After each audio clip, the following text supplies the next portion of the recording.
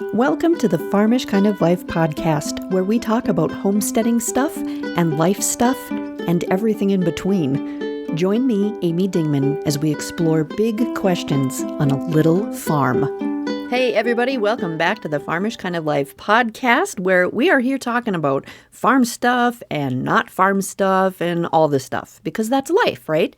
Thank you so much for joining me here for episode 255. Today is November 6th, 2023.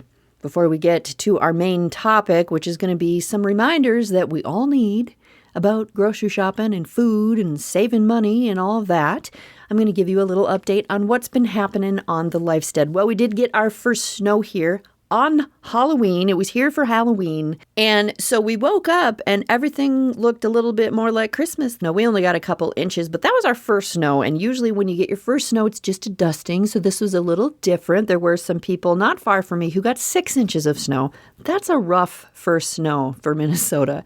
But it was really cold for Halloween. And so I was working an event with my husband that night, a trunk or treat event. And let me tell you, it was cold when we were handing out candy. Those trick-or-treaters and their parents were troopers. Us Minnesotas are troopers when it comes to the cold. So they were out and they were collecting their candy, and we were there handing out the candy, and we were all dressed up super warm, and we all survived. What else is happening? 2 of my guys, my husband and my oldest son, are off deer hunting and grouse hunting. They're going to be up there for a week, so I hope that they are successful in bringing home more meat to the farm, because more meat is always fabulous. Speaking about more meat, we've got the animals on the farm getting ready for freezer camp sometime in the next week or so. And when it started to get colder here at the farm, I went out to feed the ducks. Now, the Muscovy ducks, they have this huge area, outdoor area that is netted, and they run around, they fly around, and they're just crazy. They always get the zoomies.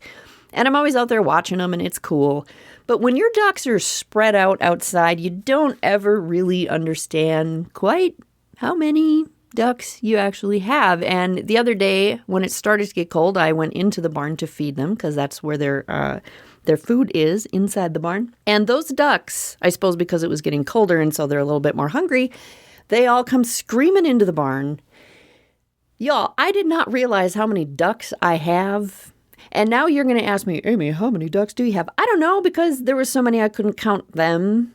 There's a lot of ducks. Y'all, if I was going to guess, it's like 40 or 50. I don't even know.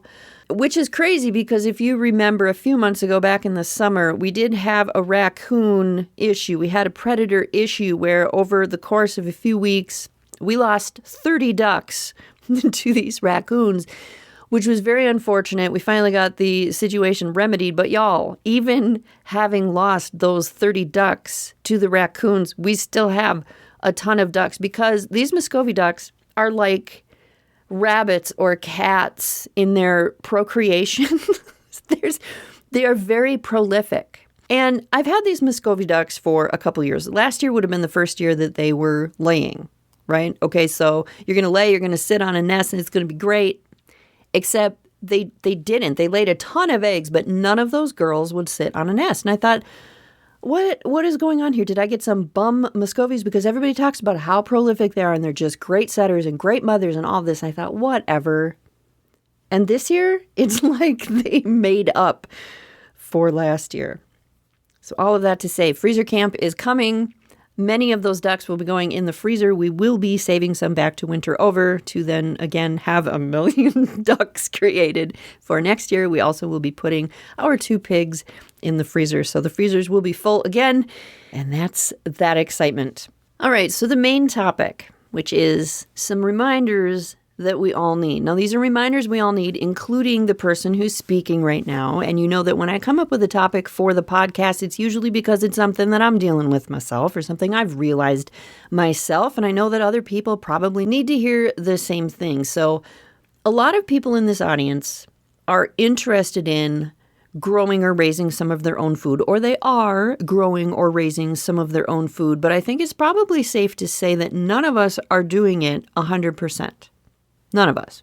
Even if you're growing a lot of it, raising a lot of it, you probably still need salt, sugar, flour, basic things like that, right?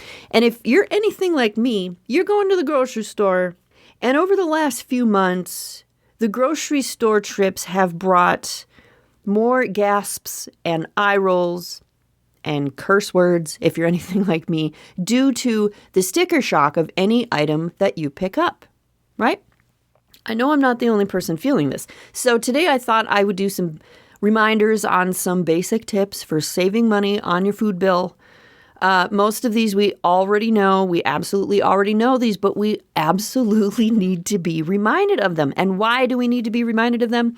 Well, because we're human, because we get lazy, because we get comfortable, or sometimes because life changes and we need to relearn some stuff. It happens to all of us. And I am the kind of person who likes to talk about that because then the community is comfortable having real discussions instead of everyone pretending they always make the best money-saving choice every single time.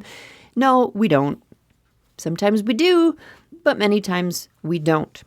So here are some reminders that we all could use when it comes to attempting to save money on your food. Number 1, that Amy needs a reminder of just as much as everybody else is plan. Plan your menus, plan your meals. Planning your menus helps you know what you need to buy and what you need to take from the pantry for the meals that you're going to make. And planning your meals is always going to make this process more efficient. And efficiency saves money, right? When you know what you're making, not only does that feel good, you don't have that 4:30 p.m., crazy, oh my gosh, what am I going to make for supper? But it also is helpful to your bank account because you are using your food and your money in the most efficient way to produce these meals that are going to feed your family. So plan your meals. Say it with me. Plan your meals. Amy, plan your meals. Y'all, plan your meals. All right. Number 2. Shop when you are full. Do not go shopping on an empty belly. And we all know this, and yet sometimes we still do it. And then you look at that cart and you're like, oh my God, how did all this stuff get in the cart? Because when you go shopping and you're even the slightest bit hungry, everything at the store looks good. Things you would not consider buying when you're not hungry suddenly look really amazing and they end up in your cart. And everything in your cart costs you money. So eat before you go grocery shopping, especially if you know you're going to be taking one of those big old shopping trips where you know you're already going to buy a lot of stuff because you're trying to stock up. My husband and I do this every once in a while. It's one of our romantic dates. Please eat something before you go on that trip or you're going to spend twice as much. You know you will. All right. Number 3. Be creative with where you shop. Be willing to be creative with where you shop. My husband and I have recently discovered this place called Mike's Discount Food Store. And this is a store, I'm pretty sure it's only in Minnesota. There are a few within the state, but I'm pretty sure it's only in Minnesota, which is a bummer for y'all that don't live in Minnesota. But this chain, I guess you would call it is a chain because there's more than one, sells food that is close to or a little bit past its sell-by or best by date, which is still absolutely legal to sell, and it's still absolutely okay to eat. I know different people have different opinions about that, but if you, like my husband and I, believe that those dates are kind of arbitrary, like who comes up with this stuff, definitely check to see if you have a similar store in your area. I will tell you that shopping at Mike's and shopping at Aldi, which happens to be very, very close to Mike's, it's completely altered our grocery bill. And it's completely altered the way we shop. And so if you have a place that sells these kind of foods, you can get a screaming deal on so much stuff. It's crazy the stuff that we come home with for the prices that we pay for it. I filled the back of my pickup truck. I'm not talking about the cab. I'm talking about the bed of my pickup truck for $400. It was filled with food. A lot of that was meat, and we spent $400. Y'all, find yourself a store like this, for real. All right, number 4, shop less often. When I was working full time, it was very, very easy for me to stop by the grocery store because I needed to grab something, whether that was an ingredient I decided I needed or I was just craving something because it's just right on the way home, right? You just stop in. And you know what happens when you stop in, you find other stuff you think you need, and you go in thinking you're going to spend $10 and you come out spending 70. Oh my God, 70 if you're lucky. It's usually more than $100 at our local store. You can't get out of there for less than $100. It's insane. But I used to stop there a couple times a week because it was so convenient at our local store, I'm talking. And so now, since we found this Mike's Place, and because Aldi is right next to Mike's, we also shop there now. We used to shop at Aldi before, but not as often, not as frequently. It was kind of an afterthought. Now that we've discovered Mike's, Aldi is definitely up there on our list. But now that we've switched to doing 95% of our shopping at those two stores, it means a longer drive for groceries. It's not on the way to anything. It's out of our way. So because of that, we shop less often, which requires planning, right? Grabbing groceries 1 to 2 times a month, instead of popping into the grocery store, the local grocery store, every 2 to 3 days, definitely helps your bank account. It definitely helps your wallet. So shop less often. Be okay with not just stopping in for the one ingredient or the one thing you're craving, because you know you're not going to get out of the store for any little amount of money at all. Number 5, shop with an online app. So this is something I have never done, admittedly. I have never shopped with an online app and then went and picked up the groceries at the store, have the people load them into the back of my car and all that. But I have friends who do this and they swear by it, and they have not been inside a grocery store in years. And they say that shopping with an online app with your local grocery store, it's easier to track how much their order is. It's easier to track how much they spend. They aren't tempted by things that they would see on an end cap or random sales or anything like that. So this is something that some of my friends swear by. I can't tell you anything about it because I don't do it. Most of you in the audience right now are like, you're crazy. This is something you should do.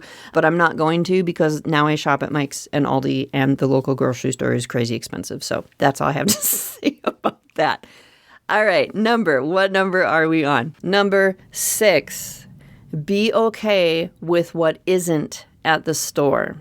We live in a world where you can go to Amazon and we have like one click, buy anything you could possibly dream of, right? You can have everything right now. I'm going to send it to you. There's never like, oh, it's out, right? That's why it gets so crazy when there are shortages. And I don't know if y'all are seeing shortages at your local stores, but we are still seeing shortages at our local stores. Not quite COVID shutdown levels, but there's some shortages there. So when you're used to being able to go to a store and get anything you want, or go online and get anything you want, and it's going to get shipped to you, in 20 seconds or whatever, it can almost seem offensive if you walk into the store and they don't have milk, or they don't have taco shells, or they don't have the brand of cherry pie filling that you want.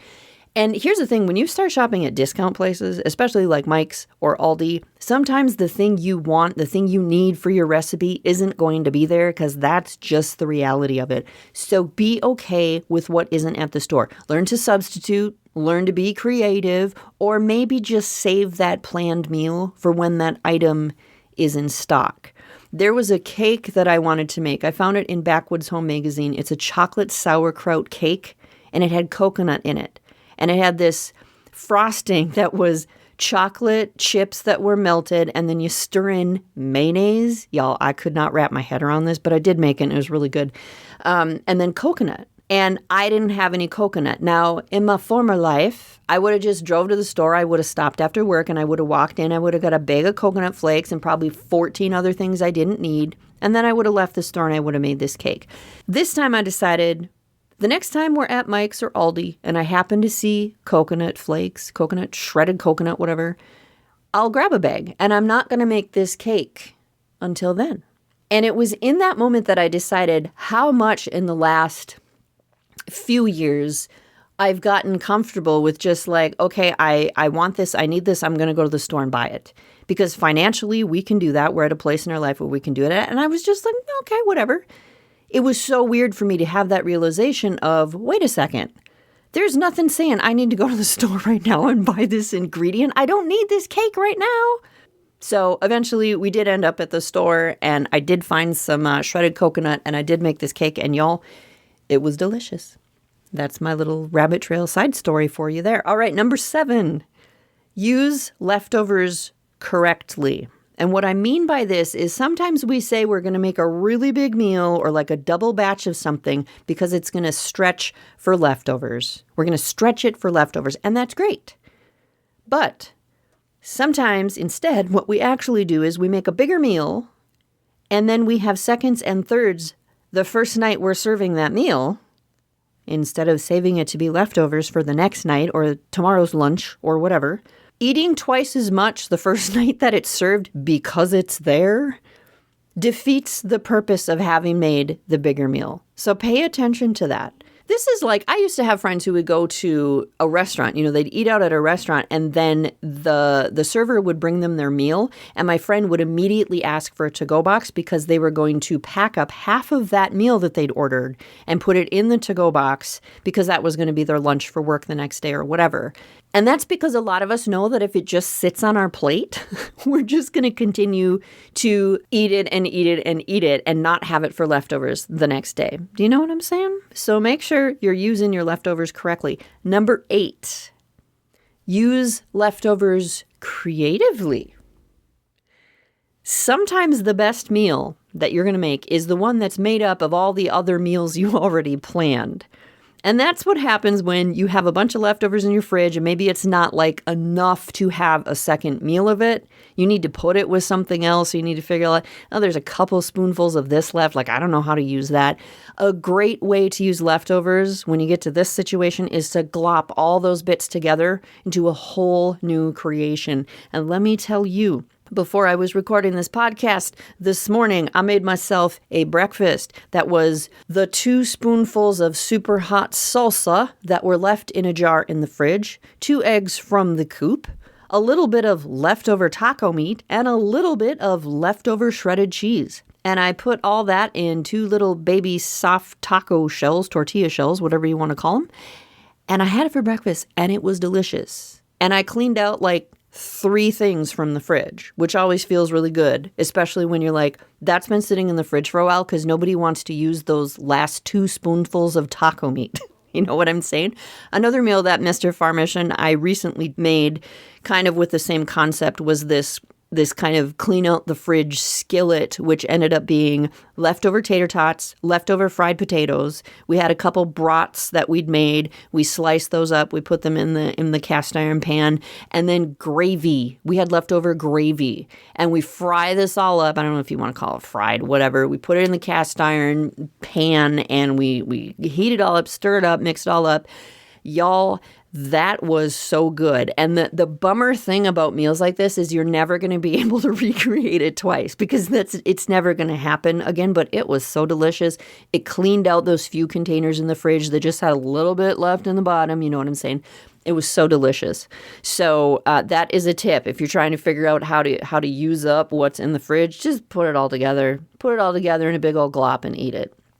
All right, so that is the tips that I have for you today, the tips that I have had to smack myself in the face with. So somebody else out there probably needs the same reminder. Hopefully they are helpful to you and they're going to make your grocery shopping a little less painful. We are probably going to be doing a lot more money-saving episodes coming up just because state of the world and where we're all at, and it is helpful information for everybody. So if you have any tips you want to share, feel free to drop me an email at Amy, AMY, at afarmishkindoflife.com, and I will bring them up in a future podcast episode.